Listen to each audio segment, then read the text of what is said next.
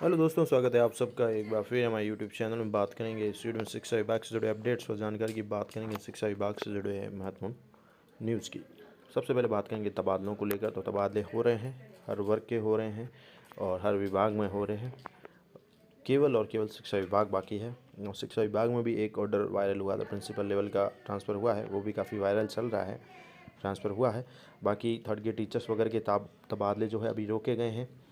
बताया जा रहा है कि शिक्षा मंत्री ने बयान दिया है कि ये जो तबादले होंगे तो लोकसभा चुनाव के बाद होंगे, या बात करें तो सेशन एंड होगा जब मई जून की छुट्टियां होंगी उस समय हो सकते हैं।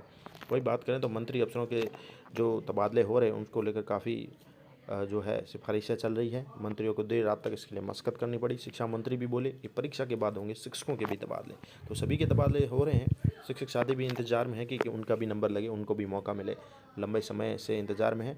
तो यही है कि इस बार जो है तबादले जो हैं प्रतिबंध हटेगा और परीक्षाओं के बाद मौका मिल सकता है। बोर्ड की परीक्षाएं आ रही है तो तबादलों से लेकर पूर्ण प्रतिबंध से हटे। बैन के दौरान कर्मचारी दिगर लगातार मंत्री अफसरों के यहाँ सिफारिश लेकर पहुँच रहे। तबादलों से खुले बैन की अवधि गुरुवार को पूरी होगी। इसी बीच तबादलों के अंतिम दिन शिक्षा मंत्री मदन दिलावर ने भी स्पष्ट किया कि शिक्षा विभाग में भी तबादले होंगे, स्कूलों में चल रही परीक्षाओं के बाद किए जाएंगे।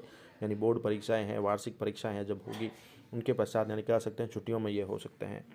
इसके साथ ही शिक्षा मंत्री मदन दिलावर व ऊर्जा मंत्री हीरालाल नागर जो है राजकीय उच्च माध्यमिक विद्यालय में पहुंचे, जहां उन्होंने शिक्षा विभाग में तबादलों को लेकर बात कही कि तबादले परीक्षाओं के बाद होंगे। थर्ड ग्रेड शिक्षकों के तबादले भी होंगे, जिन पर बंधन है उन्हें तो रोका जाएगा। उधर गुरुवार को 44 जनसंपर्क अधिकारियों के बाद सूची निकाली गई। राज्य सरकार की ओर से 10 से 20 फरवरी पर तबादलों की छूट दी गई थी, लेकिन फिर से तबादले जो रुक गए थे, इसी कारण 2 दिन का और समय बढ़ा दिया गया था। इसके चलते मंत्री विधायक व अफसरों के यहाँ दिन भर घमाघमी रही। शिक्षा विभाग में फिलहाल तबादले अभी नहीं हो रहे हैं और शिक्षा विभाग में तबादलों की जो बात हो रही है वो यही है कि वार्षिक परीक्षाएं, बोर्ड परीक्षाओं के पश्चात ही निर्णय लिया जाएगा। तो ये तबादलों को लेकर अपडेट है और इसमें ये भी कहा जा रहा है कि इस बार थर्ड ग्रेड टीचर्स को भी पूरा मौका दिया जाएगा, उनके तबादले किए जाएंगे। ये आने वाला समय ही बताएगा। इसके साथ बात करेंगे अगली खबर की। शिक्षा विभाग में चेंजेज हो रहा है। जिस प्रकार से एनसीईटी के नए नियम लागू हो रहे हैं, नई शिक्षा नीति, उसी को लेकर अब और बड़ी अपडेट आ रही है कि अब रीट और सीटेट के स्वरूप में बदलाव की तैयारी हो रही है। थर्ड ग्रेड के टीचर्स बनने के लिए जिस प्रकार से रीट पास करनी जरूरी होती है, सीटेट होती है, उसी प्रकार अब वरिष्ठ अध्यापक सेकेंड ग्रेड व स्कूल लेक्चरर भर्ती के लिए भी पात्रता परीक्षा देनी होगी। इस प्रकार के रूल लागू किए जा सकते हैं। एनसीईटी की बैठक में ये चर्चा हुई है, विभिन्न अफसरों ने चर्चा की है।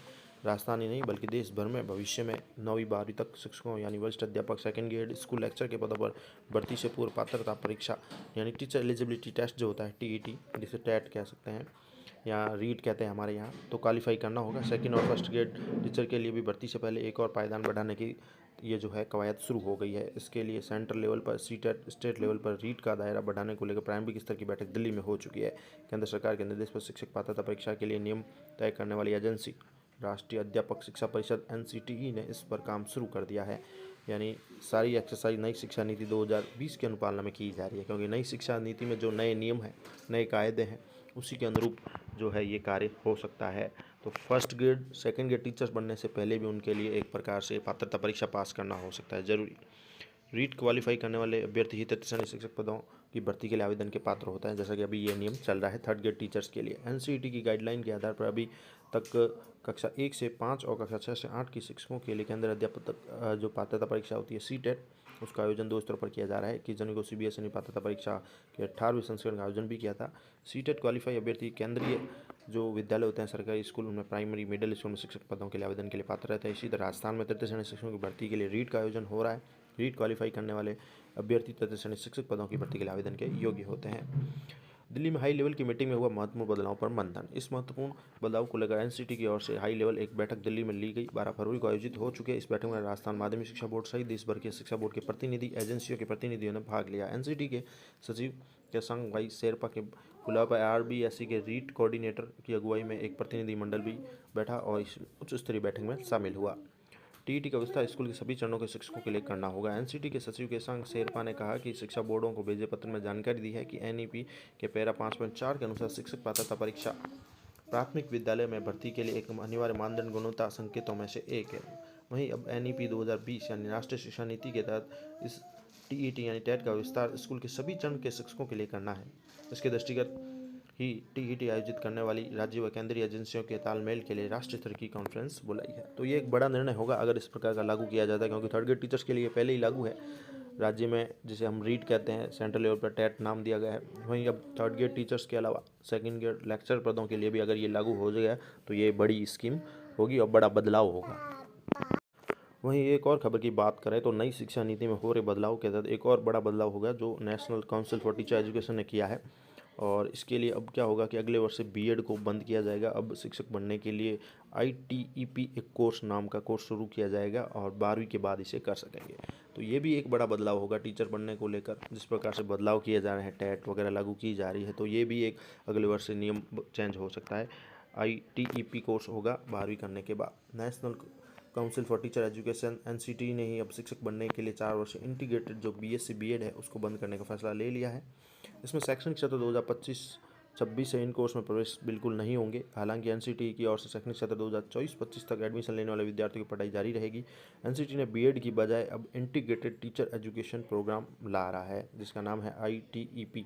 खास बात यह है कि 12वीं के बाद सीधा आईटीईपी आप कर सकेंगे, इसे बीएड की जगह लागू किया जा रहा है। तो ये इंटीग्रेटेड 4 साल का जो कोर्स है बीएससी बीएड वगैरह बीए बीएड वो बंद हो जाएगा।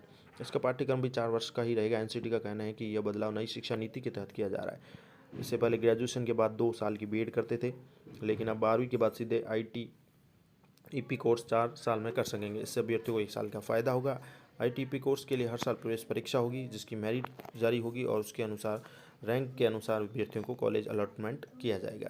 इसके लिए कॉलेजों के पास खुद की ज़मीन होना जरूरी है। आईटीईपी की मान्यता के लिए कॉलेजों को एनसीटी को कॉलेज की ज़मीन का विवरण, संबंधित यूनिवर्सिटी एफिलिएट स्टाफ से सर्टिफिकेट, पंजीकरण प्रमाण पत्र ऑनलाइन जमा कराना होगा।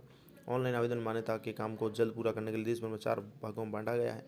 इसके लिए अलग अलग प्रभारी बनाए गए हैं। इसके अलावा मौजूदा बीएड मान्यता के दस्तावेज भी अपलोड करने होंगे। एनसीटी ने मान्यता के लिए 29 से ज़्यादा नियम भी बनाए हैं। इसके साथ ही मान्यता के लिए फिर से करना होगा ऑनलाइन आवेदन भी। बीएड की जगह शुरू होने वाले integrated teacher education programme ITEP के लिए कॉलेजों को फिर से आवेदन करना होगा। एनसीटी की ओर से राहत देते हुए इसमें फ़ायदा दिया है कि पहले जिन कॉलेजों ने बीएड के लिए मान्यता ले रखी है उन्हीं के आवेदन लिए जाएंगे। इसके लिए 5 फरवरी से आवेदन भरने भी शुरू हो गए हैं जो 5 मार्च तक भरे जाएंगे। एनसीटी ने स्पष्ट कर दिया है कि यदि कोई संस्था जो एनसीटी से मान्यता प्राप्त नहीं और नए कोर्स के लिए आवेदन करती है तो उसे खारिज कर दिया जाएगा।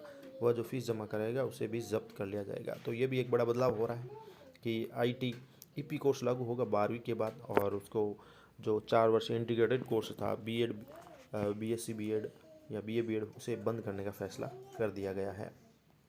ये तमाम तरह के शिक्षा विभाग से जुड़े अपडेट्स थे। आप सभी के लिए धन्यवाद।